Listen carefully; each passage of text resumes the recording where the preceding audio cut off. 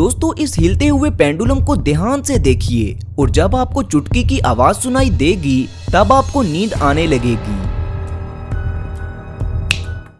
ये तो सिर्फ एक मजाक था, पर आपने कई जादूगरों को ये सच में करते हुए देखा होगा और ये कोई मजाक बिल्कुल भी नहीं है। असल में ये एक एंशिएंट मेथड है जिसके पीछे पूरी एक साइंस है। आपने ये देखा होगा कि कैसे जादूगर एक पेंडुलम की मदद से मिनटों में लोगों को सुला देते हैं और यहाँ तक कि उन लोगों से अजीब अजीब काम भी करवाते हैं। ये सब कुछ देखकर आपको भी लगता होगा कि क्या वाकई उस हिलते हुए पेंडुलम में कोई ऐसा जादू होता है कि जिसके जरिए किसी को भी अपने काबू में किया जा सकता है। दोस्तों हिप्नोटाइजिंग यानी किसी को अपने काबू में करना महज एक जादू की ट्रिक नहीं है, बल्कि साइंस के पास इसका सबूत मौजूद है कि किसी को अपने काबू में करना या फिर किसी के काबू में होना पॉसिबल है।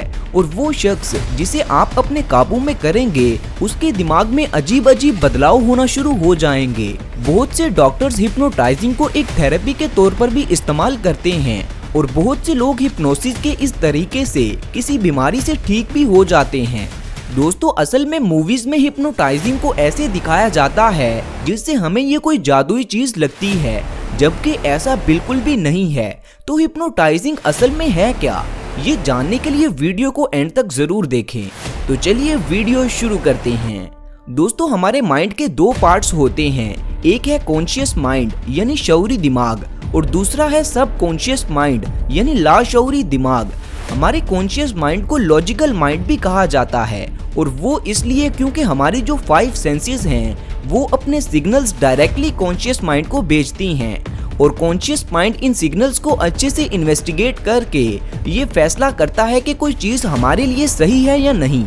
मिसाल के तौर पर फर्ज करें कि मैं आपसे कुछ कहता हूँ तो आपका कॉन्शियस माइंड सबसे पहले मेरी उस बात पर सवाल उठाएगा कि मैं यानी नाइकी भाई जो कह रहे हैं वो सही है या गलत। और दोस्तों अगर मैं कुछ देर वक्फे बाद अपनी वो बात दोहराता रहूंगा तो एक वक्त आएगा कि आपका कॉन्शियस माइंड मेरी बात मानने लगेगा और जब आपका कॉन्शियस माइंड उस बात को एक्सेप्ट कर लेगा तो फिर वो उसे आगे भेज देगा। यहाँ आगे से मुराद है कि वो बात आपके सब कॉन्शियस माइंड में चली जाएगी। और दोस्तों एक बार कोई बात हमारी सब कॉन्शियस माइंड में चली जाए तो फिर कोई माई का लाल भी हमें वो करने से नहीं रोक सकता, यहाँ तक कि हम खुद भी नहीं। और ऐसा मैं नहीं बल्कि साइंस कहती है। लेकिन यहाँ मुश्किल ये है कि किसी इंसान के कॉन्शियस माइंड को मनाना उतना भी आसान काम नहीं है। हमारा कॉन्शियस माइंड एक बाउंसर की तरह काम करता है। बाउंसर उन हट्टे कट्टे बॉडी बिल्डर्स को कहते हैं जो नाइट क्लब्स के बाहर डोर पर खड़े रहते हैं और सिर्फ उसे ही अंदर आने देते हैं जो उन्हें सही लगता हो। तो दोस्तों वो जो क्लब है ना वो है सब कॉन्शियस माइंड और वहां तक जाने के लिए आपको उस बाउंसर यानी कॉन्शियस माइंड को बस किसी तरह से चकमा देना है और फिर आप क्लब में घुसकर यानी सब कॉन्शियस माइंड में घुसकर उससे डायरेक्टली बात कर सकते हैं और उससे अपनी कोई भी बात मनवा सकते हैं। ये जादूगर भी इसी प्रोसेस को फॉलो करते हैं। ये किसी भी रैंडम बंदे को लेकर उसके सामने एक पेंडुलम को हिलाना शुरू करते हैं और उसे उस पेंडुलम को गौर से देखने का कहते हैं और वक्फे बाद उसे ये कहते रहते हैं कि अब तुम्हें नींद आ रही है। दोस्तों पहले कुछ टाइम तक तो हिप्नोटाइज हो रहे शख्स का कॉन्शियस माइंड ये स्टेटमेंट मानने से इनकार करता रहता है, मगर फिर कुछ ही देर में जब ये शख्स हिलते हुए पेंडुलम पर पूरी तरह से फोकस्ड हो जाता है तब उसे अपने इर्द गिर्द और किसी भी चीज पर ध्यान नहीं जाता। दोस्तों ये जो स्टेज होती है इसे साइंस की लैंग्वेज में स्टेट ऑफ फोकस्ड रिलैक्सेशन कहते हैं।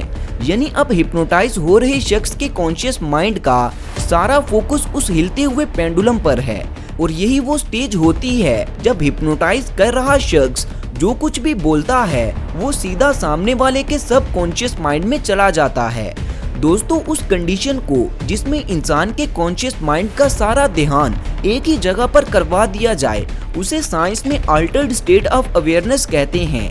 मतलब इस कंडीशन में इंसान के कॉन्शियस माइंड को अल्टर्ड कर दिया जाता है यानी भटका दिया जाता है और इसके बाद वो इंसान जो हिप्नोटाइज कर रहा है वो हिप्नोटाइज हो रहे शख्स के सबकॉन्शियस माइंड में डायरेक्टली कोई भी बात डाल सकता है और अपनी वो बात मनवा भी सकता है। दोस्तों आई होप कि आप समझ गए होंगे कि हिप्नोटाइज करना या हिप्नोटाइज होना सच है और इसमें आपकी मेंटल हेल्थ का भी बहुत इंपॉर्टेंट रोल होता है। जो लोग मेंटली स्ट्रांग होते हैं उन्हें हिप्नोटाइज करना थोड़ा मुश्किल होता है।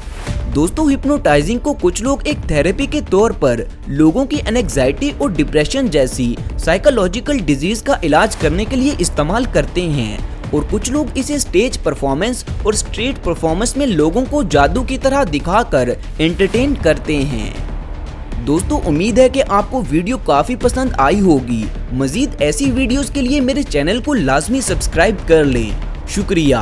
मिलते हैं अगली वीडियो में, तब तक अपना ख्याल रखें। अल्लाह हाफिज।